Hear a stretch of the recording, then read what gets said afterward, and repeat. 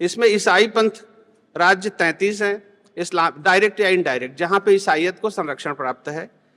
Islamic पंथ राज्य 28 हैं, यहूदी पंथ राज्य 1 है, बौद्ध पंथ राज्य 7 है, हिंदू पंथ धर्म राज्य जो है 1 लिखा हुआ है, लेकिन ब्रैकेट में लिखा है नन, कोई नहीं है। क्योंकि नेपाल एक था जिसको राजकीय संरक्षण प्राप्त था, उनको भी सेक्युलरिज्म की बीमारी लगी और उन्होंने भी अपने को सेक्युलर घोषित कर दिया। मोहम्मद इकबाल का एक शेर भी है जो 1931 में इलाहाबाद के मुस्लिम लीग के कॉन्फ्रेंस में पढ़ा था, हो जाए अगर शाहे खुरासां का इशारा, हो जाए अगर शाहे खुरासां का इशारा, सजदा न करूं हिंद की नापाक जमीन पर। चरागाह बना के रखो, खूब चरते रहो, जब तक 51% नहीं होगे तब तक तुम इस देश को चर सकते हो। तो ये जरूरी है कि हम इस बात पे भी दबाव डालें जब तक हिंदू राष्ट्र की संकल्पना पूरी नहीं होती कि भाई आप माइनॉरिटी को डिफाइन करिए, आप बताइए ना कि 2%, 5%, 10%, कहीं तो लाइन खींचो।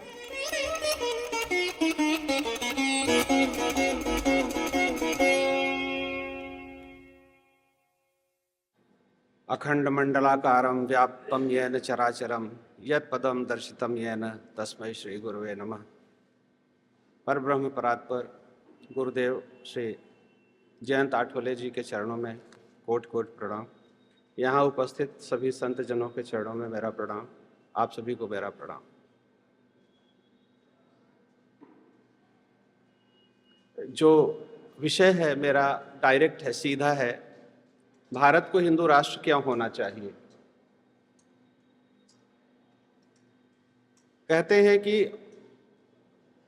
A picture speaks million words, एक तस्वीर, एक चित्र लाखों शब्दों को कहता है। यहां से मुझे दिखाई तो नहीं दे रहा है, लेकिन मैंने एक पावर पॉइंट प्रेजेंटेशन तैयार किया है ताकि बातें ज़्यादा स्पष्ट हों। जिस पुस्तक का उल्लेख अभी बहन जी ने किया था, मौन संविधान भयानक परिणाम, वो हिंदी में है और अंग्रेजी में भी उसका, वो अंग्रेजी में मूलतः है साइलेंट कॉन्स्टिट्यूशन डेंजरस कॉन्सिक्वेंसेस। उसमें एक पूरा चैप्टर है भारत को हिंदू राष्ट्र क्यों होना चाहिए, और उसी से कुछ अंश लेकर हमने ये पीपीटी बनाया है। उस पुस्तक को आप लोग पढ़ सकते हैं। उस पुस्तक में ऐसे 21 कानूनों की अनुशंसा की गई है जो हमारे कानून की पुस्तकों से या तो निकाल दिए जाने चाहिए या बदल दिए जाने चाहिए या जिनका निर्माण होना चाहिए। जो मैप दिखाई दे रहा है, क्योंकि मैप पे ज़्यादा अच्छी तरह समझ में आता है, नहीं तो कई बार समझ नहीं आता कि पर्सिया कहाँ था, या आज का तुर्की कहाँ है, या अराकान कहाँ है, बर्मा म्यांमार कहाँ है। तो हमने प्रयास किया है कि ये इस मैप से हम आपको दिखाने का प्रयास करें। ये सांस्कृतिक भारत जिसे हम मानते हैं वो है, क्योंकि जो पर्सिया था, पारस, वो हमारी संस्कृति का हिस्सा था, जो अब पूरी तरह से उस संस्कृति को कुचल दिया गया है, और अब जिसे ईरान कहते हैं। वो शब्द भी हालांकि निकलता आर्यान से ही है, आर्य से ही निकलता है, अरियान से ईरान निकलता है। तो ये सांस्कृतिक भारत है जहां हमारी भाषा और संस्कृति का स्पष्ट प्रभाव दिखाई देता है। इनफैक्ट जिसको हम सेंट्रल एशिया कहते हैं, और चीन में जिस पर कब्जा कर रखा है ईस्ट तुर्किस्तान यानी सिंजियांग प्रोविंस, उसकी जो कैपिटल है वो है काशगढ़, जिसका प्राचीन नाम किसी भी ग्रंथ में देख लीजिए, किसी भी देश की मैप में देख लीजिए, आज भी काशी ही है। तो हमारी संस्कृति का प्रभाव मध्य एशिया, रूस, अभी बाकू में अग्नि का मंदिर है, अग्नि देवता की पूजा होती है। पर्शियन में आग शब्द है, संस्कृत में अग्नि है, वहां मादर है, यहाँ मातृ है, वहां पितर है, यहाँ पितृ है। संस्कृत अंग्रेजी में भी गया, जर्मनी में गया, मैट्रियार्कल सोसाइटी, पैट्रियार्कल सोसाइटी, ये शब्द मातृ और पितृ से ही निकले हुए हैं। तो जो हमारी भाषा, हमारी संस्कृति है वो सर्वव्याप्त है, और इसीलिए हम कहते हैं कि हमारा जो सनातन धर्म है वही धर्म है, बाकी सभी पंथ हैं, क्योंकि यही प्रकृति का धर्म है। आगे बढ़ते हैं। ये हमारा सांस्कृतिक भारत था। मैं उसी विषय, केंद्रीय विषय को छोड़ नहीं रहा हूं कि भारत को हिंदू राष्ट्र क्यों होना चाहिए। सांस्कृतिक भारत के बाद ये जो मुश्किल से 200 साल पहले भारत था, उसका ये परिदृश्य है।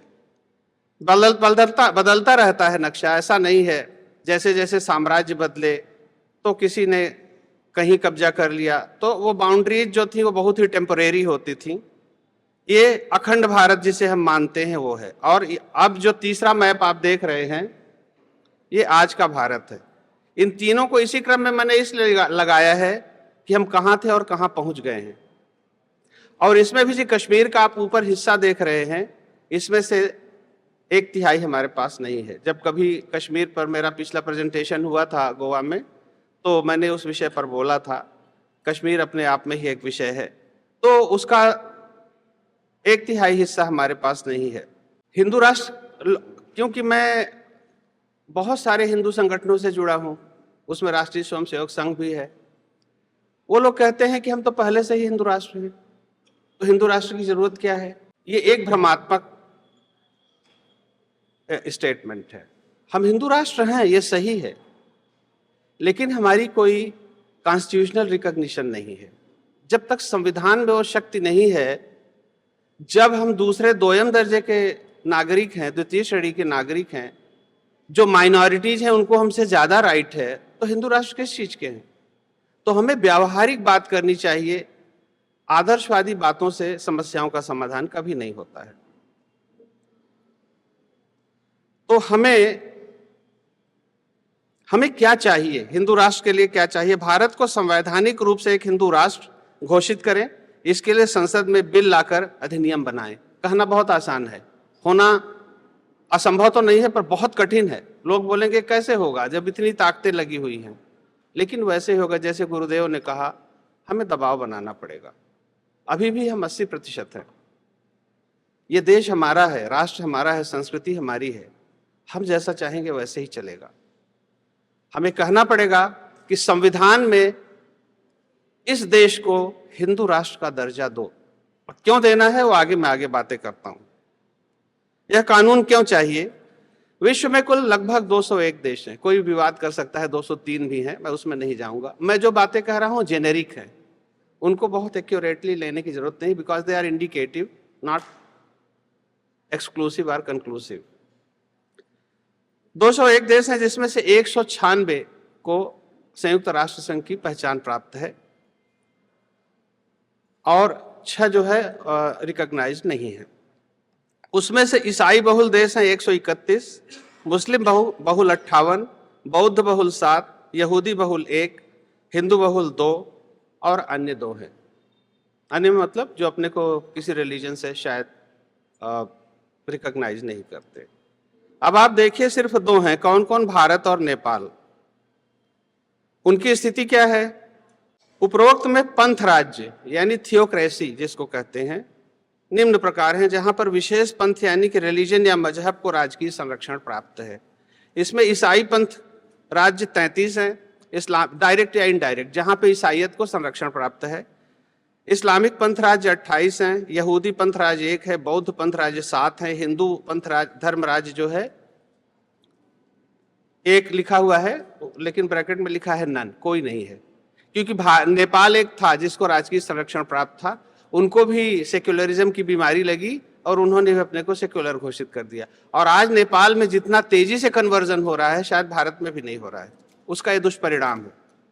तो जब इतने थियोक्रेसीज हैं, इतने दूसरे धर्मों के देश हैं, 2 हिंदू बहुल राज्य हैं, दोनों सेक्युलर हैं, सेक्युलर मैं एक व्यंग्यात्मक भाषा में कह रहा हूं, तो हमारे धर्म का संरक्षण कैसे होगा। कई लोग कहते हैं इतने दिनों से तो सनातन धर्म बचा हुआ है, तो किसने संरक्षण किया। अरे आपको इतिहास ही पता नहीं है, सबने संरक्षण किया।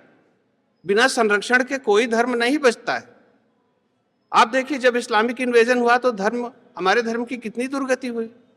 आप कश्मीर की स्थिति देखिए, मार्तंड मंदिर को तोड़ने में 6-6 महीने लगा दिए, सब तोड़ दिया। कितने मंदिर उत्तर भारत में तोड़ दिए, और उत्तर भारत में मंदिर नहीं है, दक्षिण भारत में है। उसका यही परिणाम यही है, क्योंकि नॉर्थ वेस्ट से वो लोग आए, सबसे पहले यही एरिया पड़ता था, मैदानी इलाके, फिर विंध्य पर्वत आ गए, फिर दंडका अरण्य आया, वहां पहुंच नहीं सके।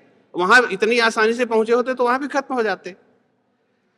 अब तो हिंदू धर्म को भी हमारे सनातन धर्म को भी संरक्षण की आवश्यकता है और संसार में कोई भी राष्ट्र नहीं है जो इसको राजनीतिक संरक्षण देता हो।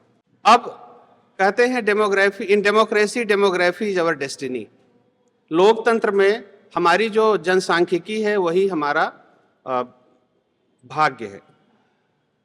उसमें भी हम पीछे होते जा रहे हैं।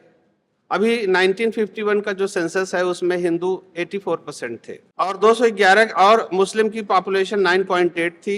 2011 का जो सरकारी आंकड़ा है उसमें 79.8%, लगभग 4% हिंदू कम हुए और लगभग उससे ज़्यादा मुस्लिम्स बढ़े हैं। बाकी जो मजहब हैं, धर्म हैं यानी पंथ हैं, वो लगभग स्थिर है। अभी उस दिन महाजन जी ने भी प्रेजेंटेशन दिया था, उन्होंने भी यही डेटा दिया था कि हिंदुओं की जो जन्म दर है 1.9 है, जबकि स्टेबलाइजेशन के लिए 2.1 होनी चाहिए, यानी हम स्थिरता से नीचे हैं, डिक्लाइन में हैं। मुस्लिम्स का 2.6 है। अकेला इस्लामिक मुस्लिम्स हैं इस देश में जिनकी जनसंख्या बढ़त में है, बाकी या तो स्थिर है या तो घट रही है। ये मैप मैं इसलिए आपको दिखाना चाहता हूं कि ये इसको देखने से आपको एहसास होगा कि हम कहाँ खड़े हैं। ये आपका विश्व पंथ या जनसंख्या मानचित्र है। ये बताता है कि किस धर्म के लोग किस भूप्रदेश में सर्वाधिक है। बताने की आवश्यकता नहीं होगी, आप खुद कंक्लूड कर लिए होंगे कि जो बैगनी रंग में है वो ईसाईयत है, जो ग्रीन कलर में है यानी सेंट्रल एशिया और नॉर्थ अफ्रीका में वो इस्लाम है। ऊपर आप देख रहे हैं थोड़े से लाल रंग में मंगोलिया है, उसके नीचे चीन है जो अपने को किसी धर्म से नहीं मानता। हमने ब्रैकेट में कर रखा है भारत और नेपाल को। आप देखिए सिर्फ यही स्थान है जहां पे हिंदू बहुल है। तो इस पूरी धरती के ऊपर आपकी स्थिति क्या है ये समझने का प्रयास करिए। और अगर यहाँ भी सनातन को संरक्षण प्राप्त नहीं होता, हमारे धर्म पर जिस तरह के आक्रमण हो रहे हैं, जिस तरह से लव जिहाद, लैंड जिहाद और क्या क्या जिहाद चल रहे हैं, जिनका पूरा उद्देश्य ही आपको खत्म करना है, तो फिर आप कैसे बचेंगे? कई लोग बोलते हैं इतना डरने की जरूरत नहीं है। अरे डर कौन रहा है, लेकिन प्रिकॉशन लेना तो आवश्यक है ना। डरता कौन है? तो क्या इसका मतलब कि हम जो उन्होंने ये भी बताया था कि 3 तरह की दवाएं होती हैं। उन्होंने प्रिवेंटिव की बात कही थी, हम प्रिवेंटिव की बात कर रहे हैं। मैं कश्मीर में था 5 साल, आतंकवादियों के बहुतों का को पकड़ा, मारा और बहुतों का इंट्रोगेशन किया। ये बात मैं बताता हूँ शायद on the cost of repetition, फिर से आपसे कह रहा हूँ। एक आतंकवादी को पकड़ा, पढ़ा लिखा था, पाकिस्तान प्रशिक्षित। पूछा क्या पढ़ाया जाता है, उसने बताया 3 चीजें पढ़ाई जाती हैं। पहले तो वेपन ट्रेनिंग, दूसरा टैक्टिक्स, मिलिट्री कैसे काम करती है, उसको कैसे न्यूट्रलाइज करना है, और तीसरा जिहाद पढ़ाया जाता है कि हमको अपने मजहब को बढ़ाने के लिए क्या करना है। हम ये सब कर क्यों रहे हैं? कश्मीर में आतंकवाद क्यों है? ये सिर्फ टेरिटोरियल लड़ाई है, पॉलिटिकल लड़ाई है क्या? नहीं। वो कहता है हमको बताया गया कि हमको जिहाद करना है और जिहाद करके हिंदुस्तान को दारुल इस्लाम बनाना है। वो कहता है, उसी के शब्दों का प्रयोग कर रहा हूं उर्दू में, कि हमको खुरासान से लेकर अराकान तक इस्लाम का झंडा बुलंद करना है। जो लोग नहीं जानते, जो उस प्रीवी इंफॉर्मेशन का हिस्सा नहीं है, उनको विश्वास नहीं होगा। मैंने कहा ये खुरासान कहाँ है, अराकान कहाँ है? बोला साहब खुरासान हम उसको कहते हैं जो तुर्की है, वैसे ईरान का एक प्रोविंस भी है, खुरासान कहते हैं, खोजिस्तान के बगल में, लेकिन तुर्की को आमतौर पे खुरासान बोलते हैं। मोहम्मद इकबाल का एक शेर भी है जो 1931 में इलाहाबाद के मुस्लिम लीग के कॉन्फ्रेंस में पढ़ा था, हो जाए अगर शाहे खुरासान का इशारा, हो जाए अगर शाहे खुरासान का इशारा, सजदा न करूं हिंद की नापाक जमीन पर। मतलब व्यक्ति जिसके पूर्वज यहाँ पैदा हुए, जहां का अन्न जल खा रहा है, उसके बारे में बोलता है खुरासान के अगर शाह का इशारा हो जाए तो हिंदुस्तान की जमीन पर मैं नमाज भी ना पढ़ूं, इतनी नापाक है। जिनके मन में इतनी घृणा है, आप उनसे क्या अपेक्षा करेंगे? तो कहता है कि खुरासान यानी तुर्की से लेकर अराकान यानी जो रखीने प्रोविंस है म्यांमार का, वहां तक हमें इस्लाम का झंडा बुलंद करना है। हमने सब जीत लिया है, सिर्फ बाकी है हिंदुस्तान जो बचा हुआ है।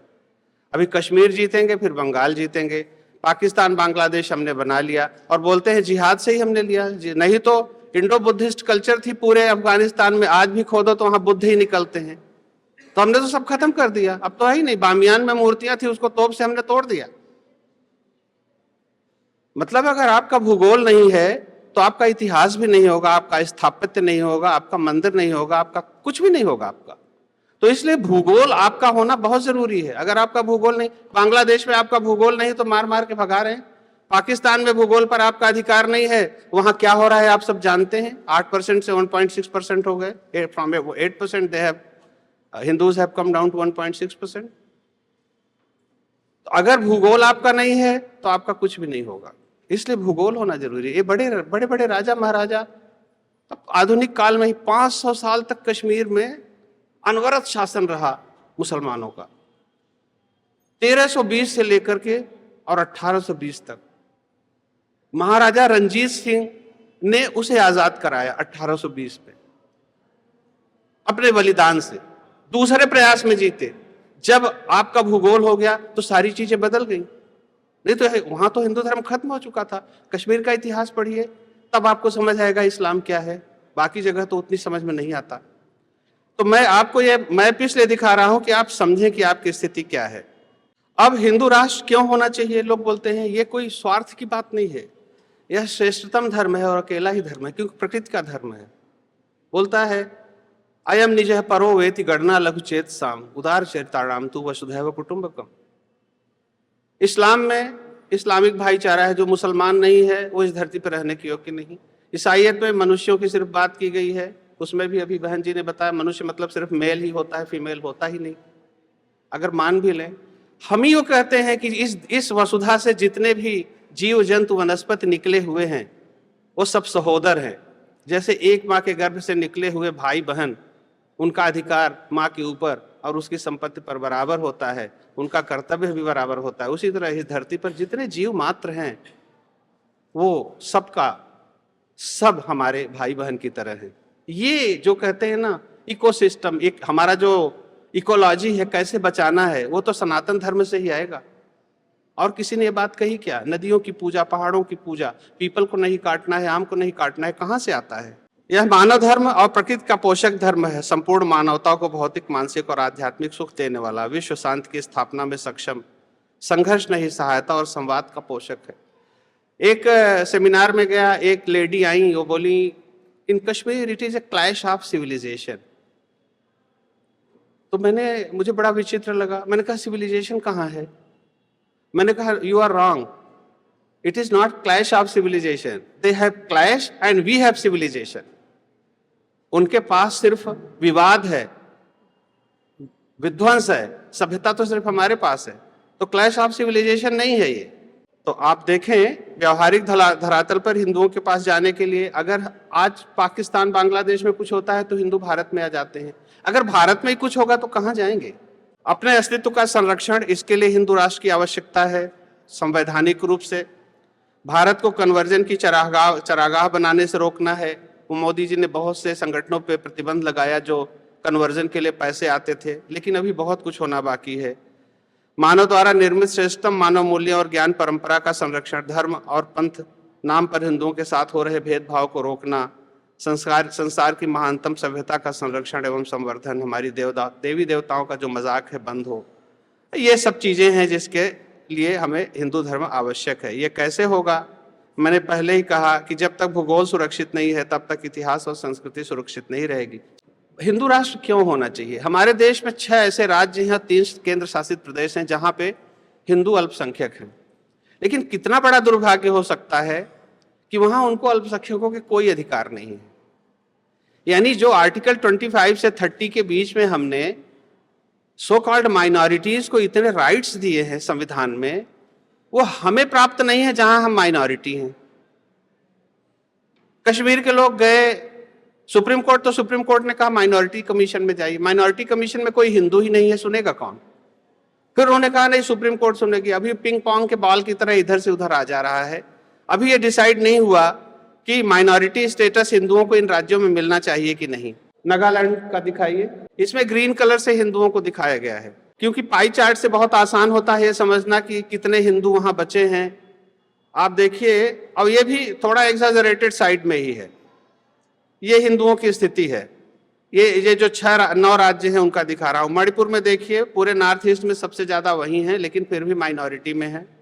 और आप देख रहे हैं कि कुकीज के साथ और उनके साथ उनका क्या हो रहा है। फिर मेघालय की स्थिति देखिए, अरुणाचल प्रदेश की स्थिति देखिए, पंजाब की स्थिति देखिए। खैर, पंजाब में तो 1984 के समय को छोड़कर बाकी वैसी स्थिति नहीं है, लेकिन अब वहां पे डर क्रिश्चियन मिशनरीज से है। वहां पे जलंधर में एशिया का सबसे बड़ा चर्च बन रहा है। सबसे ज्यादा कन्वर्जन सिख धर्म में ही कर रहे हैं वो लोग। और लद्दाख को देखिए, जम्मू कश्मीर को देखिए। जम्मू कश्मीर में तो 35% हिंदू हैं, लेकिन कश्मीर घाटी में मुश्किल से मतलब फ्रैक्शन ऑफ 1% है, लेकिन वहां माइनॉरिटी राइट नहीं है। वहां स्कॉलरशिप जो माइनॉरिटीज को है, मुस्लिम्स को, सबको जाएंगी, हिंदू को नहीं मिलेगी। माइनॉरिटी कौन है?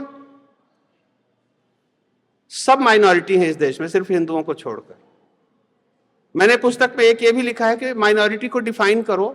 दुनिया में 201 देशों में 196 देशों की अकेले अलग अलग पॉपुलेशन हिंदुस्तान के मुस्लिम पॉपुलेशन से कम है। आप सब लोग जानते हैं, सिर्फ 5 देश हैं दुनिया में जिनकी पॉपुलेशन भारत के मुसलमानों से ज्यादा है। वो चीन, भारत, अमेरिका, इंडोनेशिया और नाइजीरिया, बस। बाकी दुनिया के जितने देश हैं, सब उनकी पूरी पॉपुलेशन भारत के मुसलमानों की पॉपुलेशन से कम है। तो माइनॉरिटी कैसे है? कितना बड़ा मजाक है। तो आप कानून ले आओ, माइनॉरिटी को डिफाइन करो ना। माइनॉरिटी स्टेटस देने का एक कुछ रीजन था, एक भावना थी जो बहुत अच्छी थी, उसको पूरी तरह मिटा दिया गया है। सुप्रीम कोर्ट में ये मैटर गया, माइनॉरिटी कौन है, उन्होंने बोल दिया जो 50% से कम है सब माइनॉरिटी है। ये डिसीजन है। चरागाह बना के रखो, खूब चरते रहो, जब तक 51% नहीं होगे तब तक तुम इस देश को चर सकते हो। तो ये जरूरी है कि हम इस बात पे भी दबाव डालें, जब तक हिंदू राष्ट्र की संकल्पना पूरी नहीं होती, कि भाई आप माइनॉरिटी को डिफाइन करिए। आप बताइए ना कि 2%, 5%, 10%, कहीं तो लाइन खींचो। 51% का इंतजार करोगे क्या? जो 2% से ज्यादा है उनको कोई माइनॉरिटी राइट नहीं होना चाहिए, क्योंकि माइनॉरिटी राइट दिए गए थे ताकि आपकी संस्कृति, आपका धर्म, 3 तरह की माइनॉरिटीज हैं कॉन्स्टिट्यूशन में, लिंग्विस्टिक, एथनिक और रिलीजियस। लिंग्विस्टिक एथनिक को कोई जानता ही नहीं है, कभी कोई चर्चा नहीं होती। कॉन्स्टिट्यूशन बना दिया सेक्युलर, लिख दिया प्रीम्बल में, India will be secular democracy, और उधर दे दिया माइनॉरिटी राइट। तो पूरे संविधान में इतना कंट्राडिक्शन है। ये संविधान ही हमारे देश और संस्कृति के हिसाब से नहीं है। लेकिन फिर भी जब तक नया संविधान नहीं बनता है, तब तक तो ये जरूरी है आप इन्हें डिफाइन करो ना। बोलो 2% से जो ज्यादा है वो माइनॉरिटी नहीं होंगे, उनको बाहर करिए आप उस लिस्ट से। जितने ये विशेषाधिकार दे रखे उनको खत्म करो। जितनी भी मस्जिदें हैं, ज्यादातर ये मदरसे, ये आतंकवाद की फैक्ट्री है और कुछ नहीं है, सभी को पता है। मेरे परिवार में 80% लोग पुलिस में ही हैं। कोई पुलिस में है, कोई जुडिशियरी में है, कोई टीचिंग में है। 3 ही प्रोफेशन है। मेरे खुद के भाई इंटेलिजेंस में रहे बहुत दिनों। इंटरनल बातें हैं, सबको पता है, सरकार को अच्छी तरह पता है ये सब जिहाद की फैक्ट्री है। तो बंद करो। बंद करने का तरीका है कानून में एक 2 पेज का बिल ले आओ ना। We are going to define minorities, any community which is more than 2% will not be considered minority. कौन रोकता है आपको? आप करते क्यों नहीं? तो ये सब जरूरी चीजें हैं, बहुत आसानी से हो सकती हैं। कोई पूछे 2% पे क्यों कर दिया, बोलो तुम बता दो कितने पे कर दें। 5 पे कर देते हैं, 5% पे कर दीजिए। लेकिन ये तो नहीं हो सकता ना कि तुम 25 करोड़ और माइनॉरिटी हो। दुनिया के 196 देशों की इतनी कुल पॉपुलेशन नहीं है। ये विचार हमारे मन में आने चाहिए, इस दिशा में हमें काम करना चाहिए।